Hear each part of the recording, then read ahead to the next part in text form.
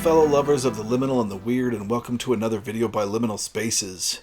Today I would like to go over titles in my horror library that start with the letter C. Well, authors whose last names start with the letter C. I do plan on going back to science fiction. We're on the letter N for science fiction, so you can expect that to come up soon. I did enjoy looking at my horror books, so I thought we'd do one more looking at the horror books, and then I'll just go back and forth between the two. I figure we'd start with softbacks, and we'll start with Taylor Caldwell's Wicked Angel.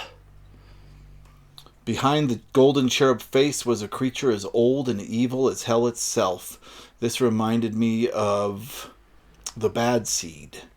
I don't know how close they are, but yeah, I'm going to give this a try and see if it's like The Bad Seed. Then we get into a huge name in horror, and that is Ramsey Campbell. And we start with The Nameless. I've read a few Ramsey Campbell short stories in anthologies when I was younger. I never was able to get my hands on any of his novels when I was a teenager. I probably could have if I looked harder, but I was so obsessed with the authors I was reading at the time that I never really tried. So I'm looking forward to giving him a try. The Nameless got some really awesome 80s art there. Also by Ramsey Campbell, Long Lost and Incarnate. I like the house with the eyeballs. It makes the house look like it's a shocked face, scared of the person coming up the stairs. Very cool.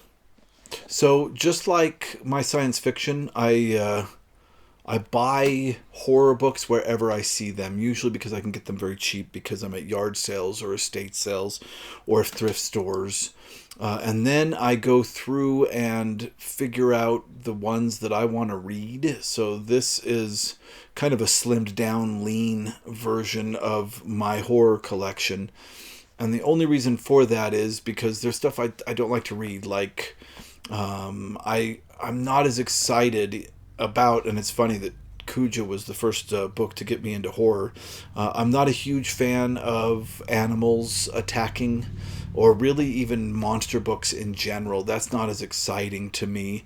I think I like supernatural, haunting, mind-bending, weird. You know my tastes in science fiction. They seem to be kind of similar in horror. I want it to be weird, mind-bending as it can be. So yeah, this is probably half of what I had for horror, just because I got rid of stuff that didn't necessarily look like it would be something I would really love. So I got The Ridge by Lisa W. Cantrell. This looks like it's in incredible condition. It probably hasn't been read. That spine is beautiful. And this looks interesting to me, by the author of The Manse, Evil Lurks in the Heart of the Ridge. I got Hugh B. Cave, The Lower Deep. Terror lurks beneath the waves. The Caribbean village of Marie de Nord draws its life from the sea. Now, the sea is taking on a life of its own. John Dixon Card, The Witch of Low Tide. This looks interesting to me. A modern masterpiece of ancient evil. Vile, unholy, incredible, the Witch of the Low Tide cast her loathsome spells to brew perversity and death, murder most foul and most unbelievable. I've been on kind of a witch kick. I think it started with Shirley Jackson's We Have Always Lived in the Castle, and then I read Conjure Wife by Fritz Leiber, so I think this would fit in those. Dorothea Dreams by Susie McKee Charnes. It looks really interesting. An artist trapped in time, haunted by a ghost from another past.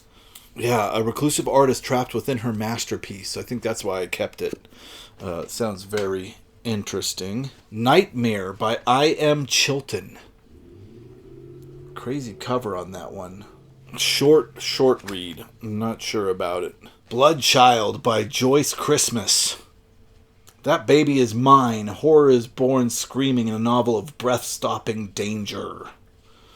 Did you guys ever see the movie franchise It's Alive? That's what this made me think of. The cover of It's Alive with the baby carriage in the hand with only 3 fingers. kind of a demon-looking hand coming out of it. Ooh, so scary. Scared me so bad when I was a kid. I haven't seen them recently. I wonder if they're still scary at all. John Creasy, Kiss the Toff. Great, crazy cover on this one. The Kiss of Death, Kiss the Toff. A dream of beauty and romance turns into nightmare when death plays Cupid.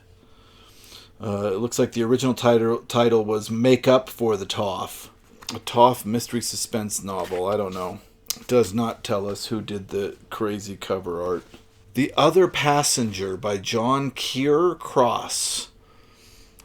It says Terror in Needlepoint. It looks like just really scary stories. I think I had this in my science fiction collection, and then as I read over, it seemed like it really fit more in horror. I'm not familiar. I've never heard of John Keir Cross, but it seems like it could be really cool. Great Ballantine cover there. 35 cents when it came out. Does not tell us who did that cover. The Haunted. The true story of one family's nightmare. More terrifying than The Exorcist because it's true. A chilling story of demonic infestation by Robert Curran.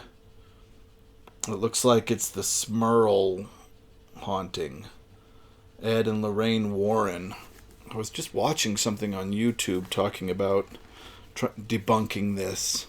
Really good condition, this one. I don't know if I'll keep this one. I liked the Amityville Horror, but I don't know. Yeah, I like hauntings. I find that really fun. The true story stuff can get kind of crazy. I don't know. But anyway, there it is. Alright, that's all my softbacks. Now we'll move on to hardbacks, and we'll start with Ramsey Campbell again. Alone with the Horrors. This one's illustrated by J.K. Potter. This is a first edition. It looks like... yeah, it's short fiction. So I think I've read some of these. Another Ramsey Campbell, Hungry Moon.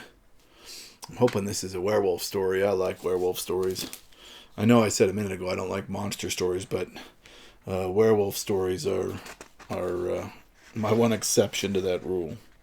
This also looks like a first edition, first American edition. The Hungry Moon by Ramsey Campbell. Next is The Parasite. And this feels like a book club.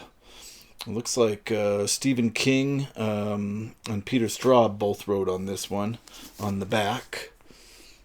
They were kind of the biggest at the time. Yeah, this is a book club edition. Evil is born again in a terrifying novel of possession from a modern master of occult fiction. Sounds awesome. The Parasite. Ramsey Campbell, Walking Nightmares. Short stories.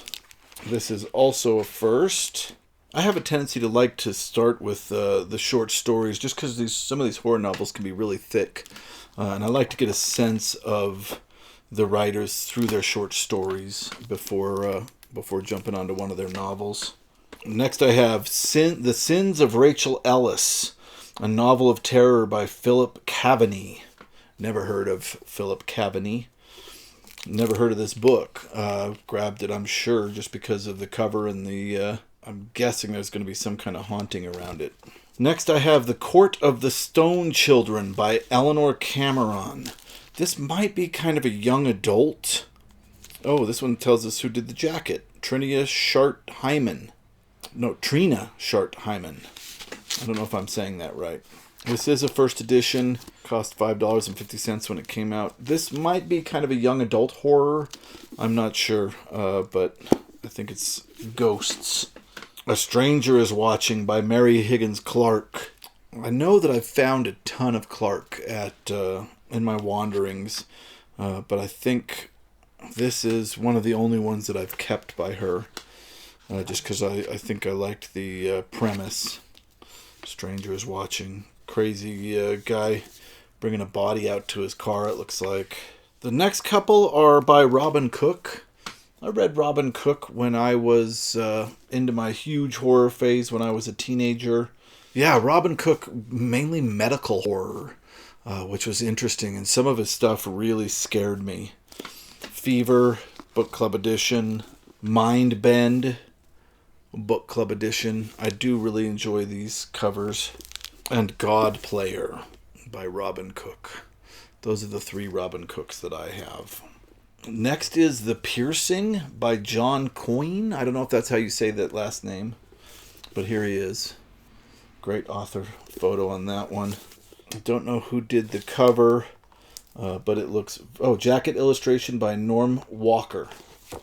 Norm Walker did that drawing on the front of that. Yeah, looks interesting from the synopsis. Another one by John Coyne, The Shroud. Nothing on the... Wow, I've never seen that. Not a word written on this back flap. Book club edition. Doesn't tell us who did that, but it looks like some mummy stuff. And last but not least, I have Jer Cunningham. That might be Jerry Cunningham, The Visitor. You lose keys, you lose pets, you do not lose children.